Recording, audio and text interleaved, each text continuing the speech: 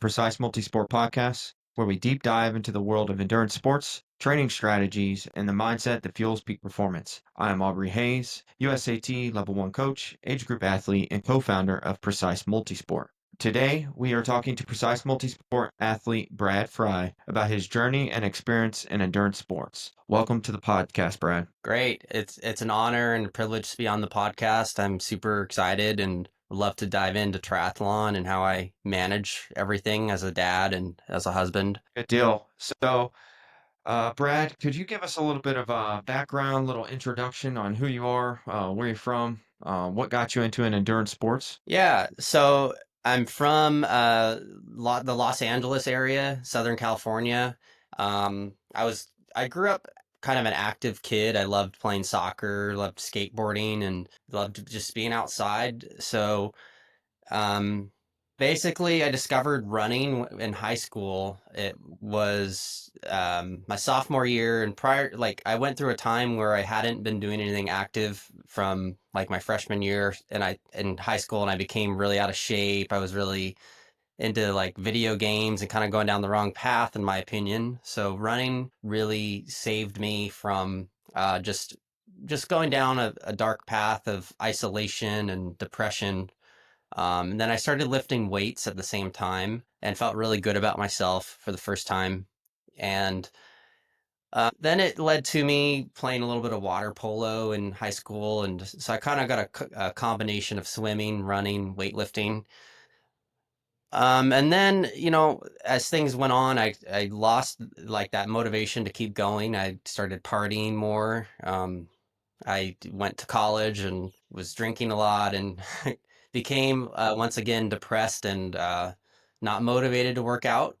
I was about 50 pounds heavier than I am now and decided to start running again. And thank God I got back into it because it's really changed my life. It's something I have to do daily for my mental well-being. And um, if it's just something that I'm going to do for the rest of my life. No negotiable. Like this is who I am. It's my identity. Is doing this. Yeah, that's awesome. Like finding something to kind of get you out of that rut that you were in. And I mean, Yeah. what would you say was there a big turning point or something specifically that got you, or an event that when you were just like, man, no, I got to get out of this? Or is it just kind of a woke up one day and had an epiphany and like, all right, well, I need to stop wasting away here and do something meaningful. Well, I had just when I discovered running again for the second time, it was a slow process. I was only running like 15 miles a week.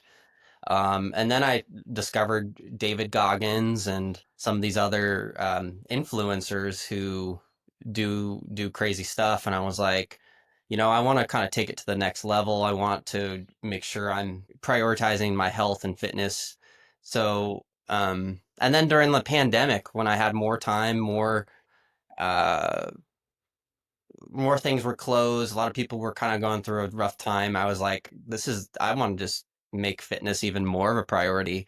So then I signed up for a triath or a Ironman at that time. And so I just feel like I just keep progressing and getting better. But, as life has gotten a little bit busier with kids and family and stuff, I prioritize that. And I kind of manage both worlds the best I can.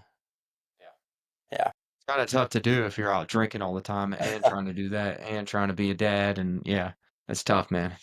Yeah, I believe in balance at this point. My wife's pretty extroverted. She likes to, host parties and get-togethers and stuff. We go out. Um, but I don't, my addiction has switched from doing the bad things to prioritizing fitness and my own well-being and health. So, Okay. And so, yeah. like, with that, you are a busy man, obviously a family man. You obviously have a daytime job, Mhm. and you work pretty hard. But Yeah. how do you fit in training into your work week, into your or a typical week of training? What does that look like for you? Yeah. It is pretty difficult because I have a full-time job. My wife has a really um high stress full-time job and we have three kids. I would say each week I look at the calendar with my wife and figure out where I could, I definitely want to do something every day of the week. I don't like to take days off, but I prioritize the bigger stuff on days when I have the most free time, or if work's a little bit slower, maybe I'll hop on in my lunch break and do part of the workout. And then, you could do 2 a days if needed. Like I'll do half of it at lunch, half of it at like 7 p.m. if necessary. It's kind of, going day by day to me is the only way I could survive doing both with how busy we are. And at weekends especially, we have travel sports with my daughter. She does travel soccer, so it's a lot of trips to like San Diego from Los Angeles, which takes up like almost the whole day in the car or out there. With driving that distance, so you got to really plan on um, how or when you're going to fit those workouts in, right? Yeah, especially the long ones. Like on a Saturday or Sunday, we're out driving for a travel soccer game. Sometimes I have to do like a trainer ride early in the morning at like 3 a.m. to 6 a.m. and then go drive with the family, or I'll go do it on a Friday evening or something like that. Or I've even like done it on a Sunday when we get back from like a travel tournament. I'll come home at like 7 p.m. and do it from like 8 to 11 or something like that, or however long I need to do. So my schedule's very, I have to adapt depending on what's going on with the kids and the family. Yeah. Yeah, it makes it tough, but it's possible, and obviously you're showing that you can do it, and you've had a lot of great results doing that. So, we'll touch on those in a little bit. So, let's hear like your top 3 or 5 tips and tricks that you use to manage your time in training. I would say, the most important thing is being able to communicate well with your partner, my wife. And that leads her to like actually like prioritize it from me. She's like, if we're busy with, a lot going on, she might come to me and be like, "Hey, you didn't get your workout in. Let's figure out a time where you could do that." Because she knows it's important to me. So I would say that communication is key. The thing I try to do is I manage my time really well when I have to be somewhere. If I can also do a run at the same time, or for example, when I take my daughter to soccer practice, it's at least a 2 hour time when I have to be waiting in the car for her to be done. She practices like 45 minutes away. So I'll try to run around the park there for like, I'll do like an hour and a half or 2 hour run. That could be my long run for the week. It's important to figure out how I could also like do a good job at using that extra 30 minutes to an hour to get a little workout in, or whatever I could do towards, making sure that I don't waste that time. And then I've seen on social media a lot of times, like, or and it's stuff you share with the group is that you take your son out in the stroller every once in a while, because he's younger. Yeah, that's a positive, having the stroller and taking my son out. It just gives my wife some relief from having to deal with the baby responsibilities. And I also try to, I'm getting my daughter involved in running as well. She's 16, and she's also inspired by my example, and she's now really wanting to pursue running, and maybe will do an Ironman with me when she's an adult. So getting your family involved, yeah, that also inspires me Nice. as well. Just That's pretty seeing cool. her become passionate about something that I'm passionate about. So Yeah, man, that's yeah. really cool, and you'd be surprised, like, who's actually watching all the time, and those are the people you want to be watching you, right? Is your family, your kids, and you can have some kind of positive influence on how they grow up, and that way they're not like us, where we decided to drink our faces off for a little bit and then get into endurance sports, and maybe we can Exactly. lead them in the right direction a little sooner. I like to touch on the like a lot of the steps that you touch on that I definitely do as well, and I wrote a blog on this a while back about incorporating your family, like communicating with family, like at the beginning of the week, setting up a schedule. Hey, these are my times. And I often say it on here is like, if I set a time for my workouts, like I'm going to get it done during that time. That is my time.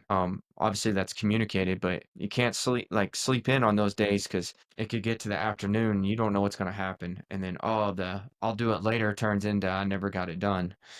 And, family involvement, obviously taking the kids to practice, doing that, getting the kids involved, taking them on the stroller. I got a stroller as soon as my son was born. My wife's like, "Do you need that yet?" And I was like, "No, but I will," you know?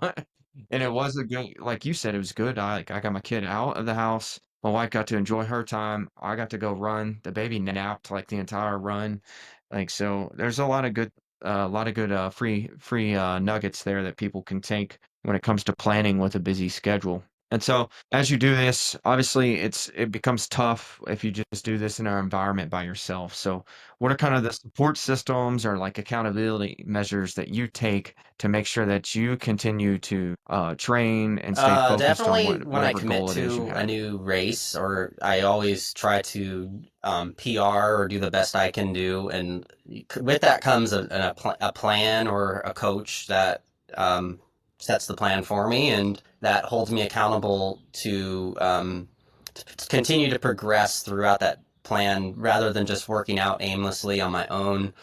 Um, I also get the motivation from my wife. She, holds me accountable to continue to prioritize my working out when I can, and then thirdly, I would say just my own interest in my. I feel like a lot happier and better about myself when I'm improving at something, and so just knowing that I need this for my own self, it kind of like in the back of my mind, I tell myself like, I know you don't want to do this, but you have to because you need to get better and keep. This is what makes me happy. Even though there's times when you're like, I don't want to do this, but you just have to push through that to have that, yeah, that internal self. I don't know the right word for it, but I I would yeah, I would claim that it's more of a being dedicated to something.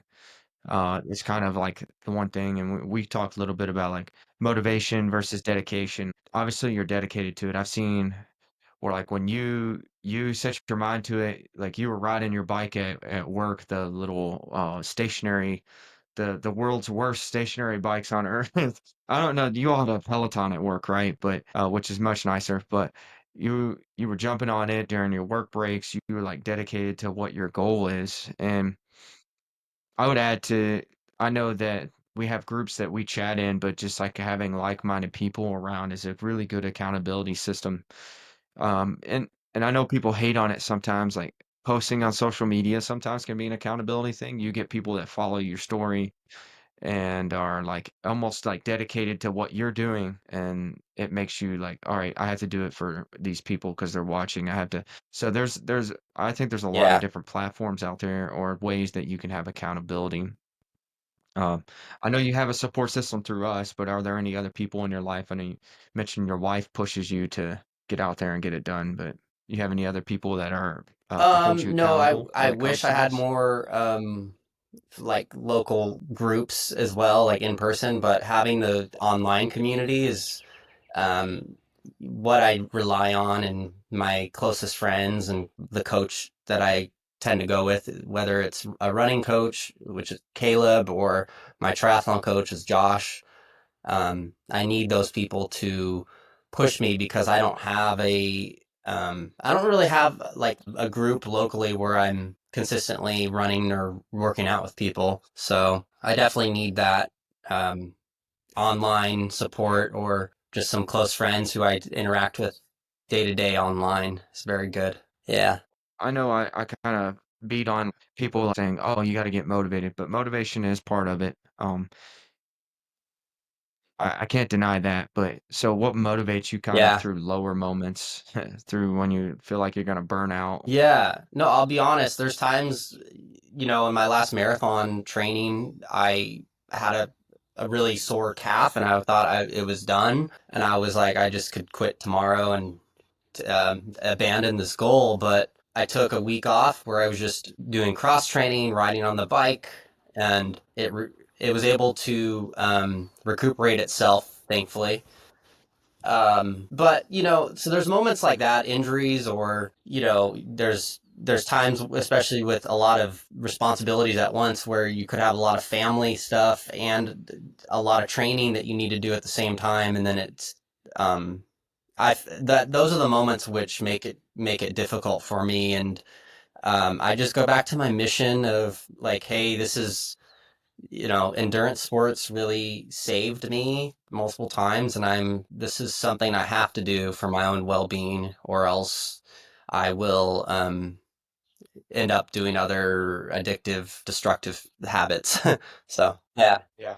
It's your source, right? It's how you exactly. stay focused on what you need and things like that. So, which is good, man. Having that outlet is important and to take away from women, but men, a lot of times we have a lot on our shoulders, trying to be the caretaker of our family. As much as society may not agree with that anymore. That's what we're built for. That's what we're raised to do is take care of our family, our wife, our kids, and working and then trying to stay on top of our own mental health, which comes along with doing physical things. Like we have to burn that energy. We need that time alone sometimes, Hmm. and that's why I don't really go out and group runs and stuff like that. Is because I use that time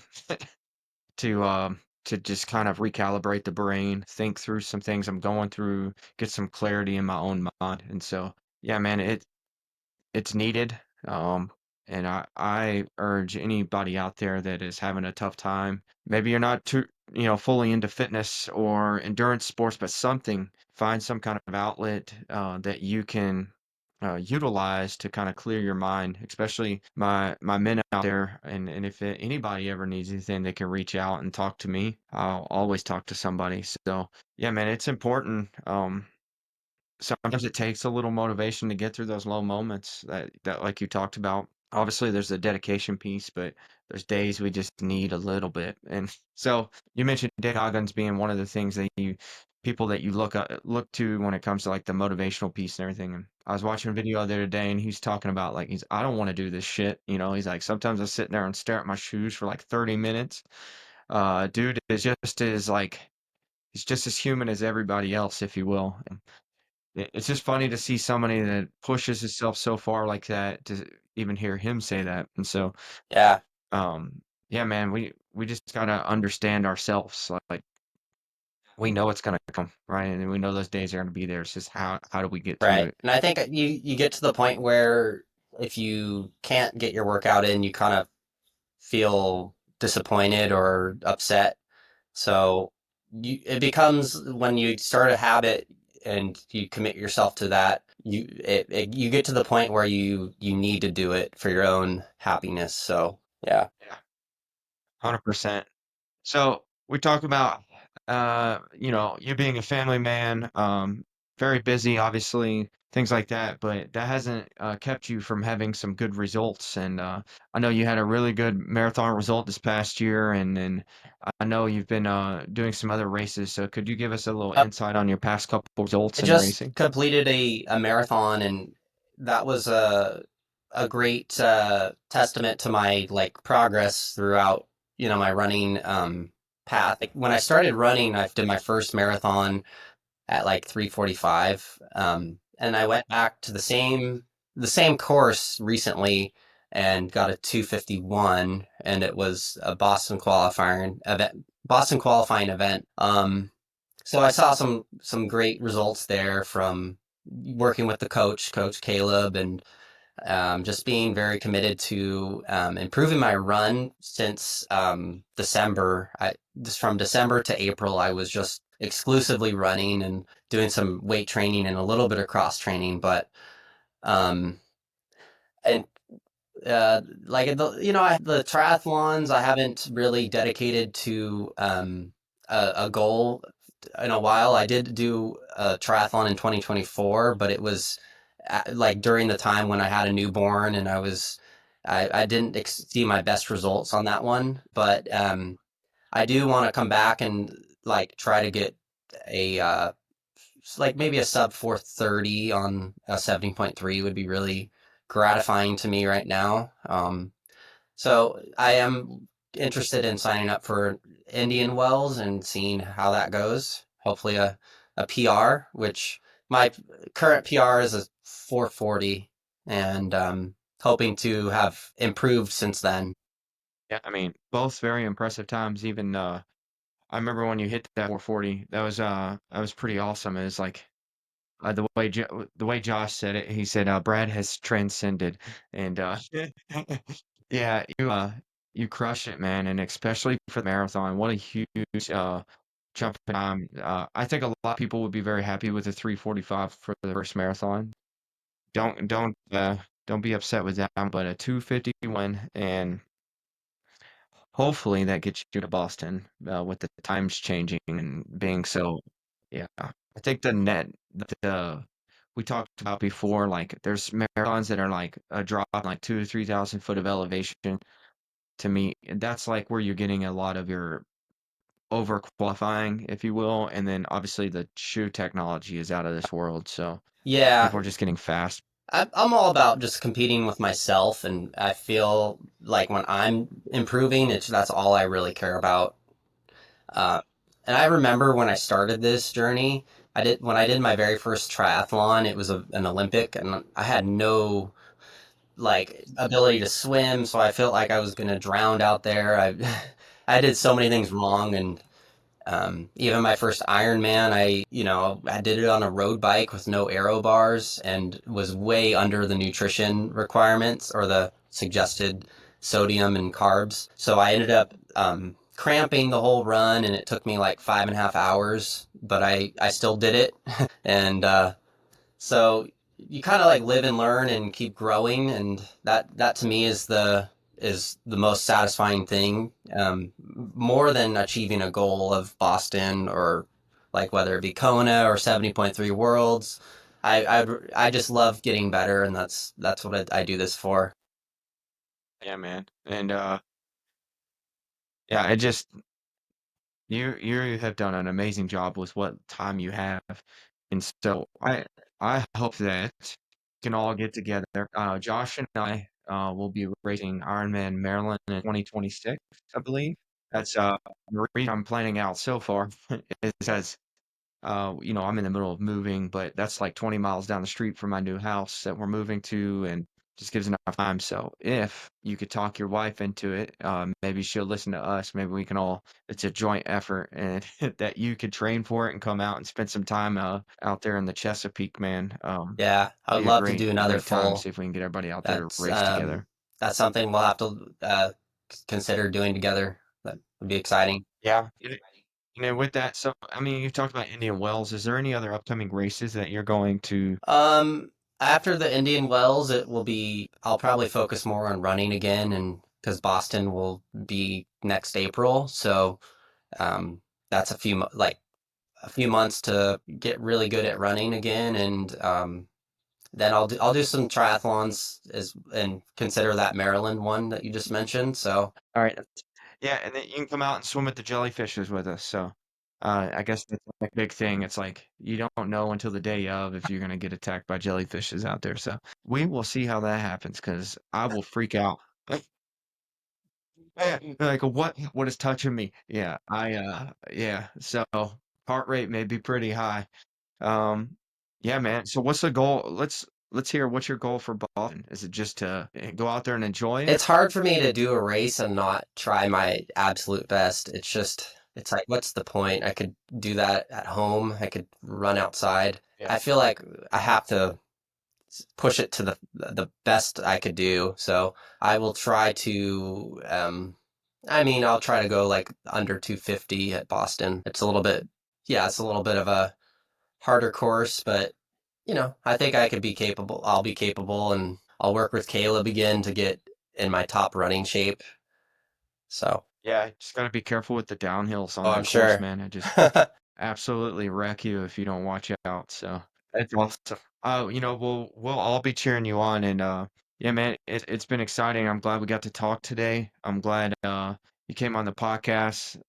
I think it's important for a lot of people to hear about age group athletes pushing themselves even with full-time jobs and families, and we don't see enough of it on social media. It's all the influencers and the professional athletes, and they make it look so sexy, but sometimes it's just It's just putting your nose to the grindstone and just getting through it. And that's what we're here to put out to the world. So thank you for joining us today, Brad.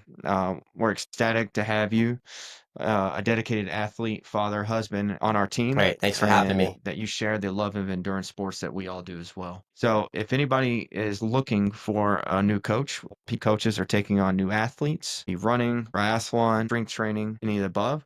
There's a link below the podcast you can click on, shoot us a direct text. Let us know what you're thinking. If you like the podcast, any changes you want to see or questions you have for us. If you want to reach out to us, you can also submit questions at precisemultisport@gmail.com or at www.precisemultisport.com/contact us. Thank you guys for joining us today.